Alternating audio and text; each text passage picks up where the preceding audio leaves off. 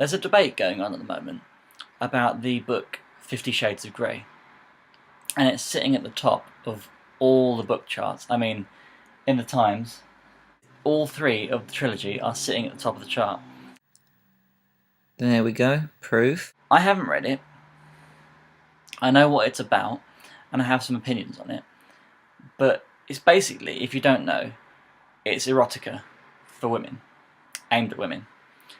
And it's about a woman who wants to become a sex slave for a man. And I want to make it clear that I have no actual problem with erotica. I don't read it. There is the argument that men have FHM and GQ, which I read myself. Those pictures, that's as bad as it gets in those magazines. There isn't actually any actual graphic nudity. Whereas 50 Shades of Grey, I think, can be compared to porn, as in, like, worse than Nuts and Zoo. 50 Shades of Grey is sex. It's just. I read it. I opened it the other day in Sainsbury's, and I've just ordered it because I do want to read it, because I feel like because I write, I should know these. I should sample these things to sort of know what they're about, so I can have fully informed opinions on them. That's why I just bought Twilight as well.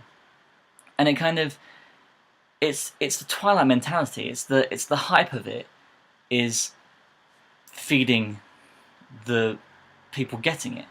And what I hate is that I've had this real problem with Amazon recently, as in Amazon don't care about what's on it and they're trying to monopolize everything. And if you go read my blog, there's lots more on my feelings about Amazon.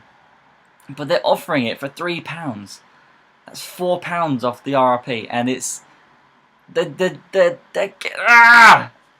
giant squid of anger. Sorry, Vlogbrothers reference. They're jumping on the hype, and they're just making money off this thing, and that's the reason all three books are sitting at the top of the charts. And apparently, it's not very good. It's not very well written, and the reason for that is it was originally self-published. Now, I personally am going to self-publish. I've decided recently that I'm going to self-publish a novel, and I'll talk about that in future vlogs, because I have other reasons for that. But this, I think, could be an argument against self-publishing, because E.L. James self-published a book, and there are no limits as to what you can put in a self-published novel. There's no vetting process, which is, I think, the argument against it. And because of that, this book is out there. I also think it's important to note that 50 Shades of Grey is now represented by a publisher. It's not self-published literature now. Arrow Publishing Limited or whatever actually now publish it. So says a lot for Arrow Publishing, I think. Now, a book is a book, and you can put whatever you like into a book. And I think, in a way, that is good that she's been able to write this, because a lot of women, I'm sure, will go to 50 Shades of Grey, and they'll love it for what it is, because they will see it as liberating. Not all women will see that, as in not all men read these magazines. But they do that, these books. So I have no actual problem with 50 Shades of Grey. I have no actual problem with Twilight, because Twilight is what it is. I just personally probably won't like it when I come to read it. But I have no issue with what 50 Shades of Grey is. My issue is, and it was just discussed on This Morning, of all things, that I just saw, but it's where 50 Shades of Grey is available. As in Sainsbury's. I should have taken a picture, but I have to take my word for it. It's true. I don't lie to you. But it's between cookbooks and children's books. I'm trying to write a children's book, so I have children's books. So, with children's books on the shelf, 50 Shades of Grey is where my head is. Sort of. Not really, but they're on the same shelves, and they're not. It's not top shelf literature. These magazines are high up on the shelves. They are top shelf material, and there's a reason for that. It's because it's age restricted material. There's 50 Shades of Grey is readily available to anyone who wants to buy it. As in, You can go on. I just bought one on Amazon. There's no age restriction. It didn't ask me how old I was, but I just went and bought it. And I think that's wrong. A 7-year-old can pick it up and read it, and they can see it's about becoming a sex slave. And there's nothing wrong with having a story about that. If you want to read that, that's up to you. But a 7-year-old reading that and thinking that's a good idea is putting an impression on that child, which is wrong. You then have the argument that it does teach people about safe sex, and that is important because safe sex needs to be practiced, because people do sleep with multiple partners. And again, if you want to do that, that's your decision. It's not E.L. James's job to put that in a book which has been not vetted, and it's not her job to have children read her literature to tell them that.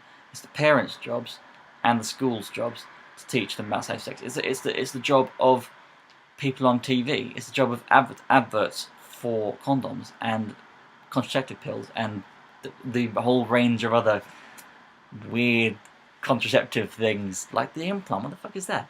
Like the injection. Do you know the injection goes into your bottom? I didn't know that.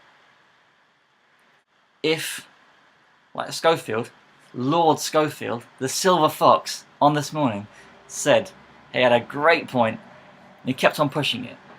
So there was a woman who didn't agree with the book, and there was a woman who runs a sex website who is for the book. But Schofield brought up this great point that if 50 Shades of Grey was on the top shelf, and there was age restrictions on it, as in young children couldn't buy it, that's fine. And it is fine.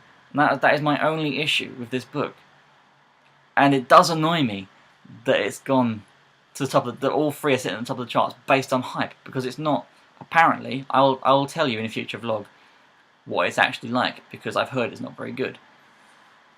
But it's there based on hype. It's the same as Twilight. That's why I hate the fact that people aren't looking at it for what it is, and they're just going and buying it. I just did it myself, but I bought it. I buy things I don't believe in from the Amazon Marketplace.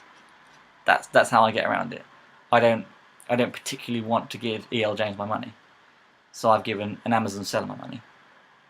And E.L. James has still been paid in a roundabout way, but I feel a little bit better about it. But so my message, and please comment on this, because I really want to know what you think about this. If you agree with me that 50 Shades of Grey should be on the top shelf, give me a like. If you don't, dislike, I suppose. It's the option that YouTube's given you. If you dislike, tell me why you've disliked. As in, I want to know. I want to know what people think. If you'd like to read some books that I do recommend, and are fantastic, I recommend this, Wonder, by R.J. Palacio. It's made me cry. I cry at everything, but this is a fantastic book. Go buy. Don't judge a boy by his face. Yeah. And Rachel Joyce, I've just started this one. I read 2 books at a time because I'm weird. But Rachel Joyce's The Unlikely Pilgrimage of Harold Fry. It's about a man who he wants to see his friend who's dying of cancer, and he gets a letter. He's an old man, and he goes to the post box, and then he decides to go to the next post box. And he just keeps on walking, and he goes, I think he's going to try and walk to her across the whole of the UK. And I think it's just a fantastic idea, a fantastic idea, and it's very funny, and I really like it so far. So go read them. I just came downstairs and pressed play because I'd paused it after the interview, and Schofield goes, "Still to come next on This Morning," and they start giggling. I love This Morning, and dirty jokes apparently. I probably like 50 Shades of Grey.